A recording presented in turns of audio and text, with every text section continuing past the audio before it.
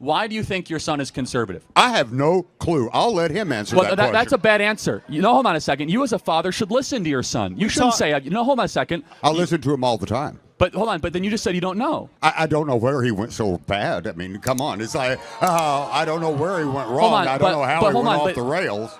Would the smarter of the two like to chime in here? Yeah. Absolutely. So I used to be at one point on my father's side, and upon doing my own research and seeing things firsthand, I've switched sides, and I've seen like the liberal tears that he has, like the way that he's complaining, and it's like, don't antagonize. You have to honor your parents. Don't antagonize them. Okay. 100%. So and I do respect my father, and I love him. And you should honor him, and you should also love your son and see where he's coming from. But back to your point, though.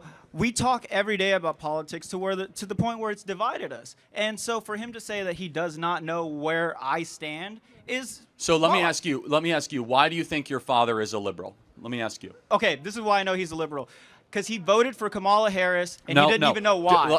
Do you think that maybe he wants to believe government will do good? Maybe that's... Of course. Okay, is that a good answer? Yes, sir. Now, maybe your son is going more conservative because he thinks government hasn't done a lot of good. Is that maybe a fair, charitable interpretation? That makes relative sense. Okay, so now we're getting somewhere. So you guys have a generational divide. You look at government as being probably a force for good. He's grown up in a circumstance where he's seen government declare wars and do a lot of nonsense like the Iraq War. He's nodding his head.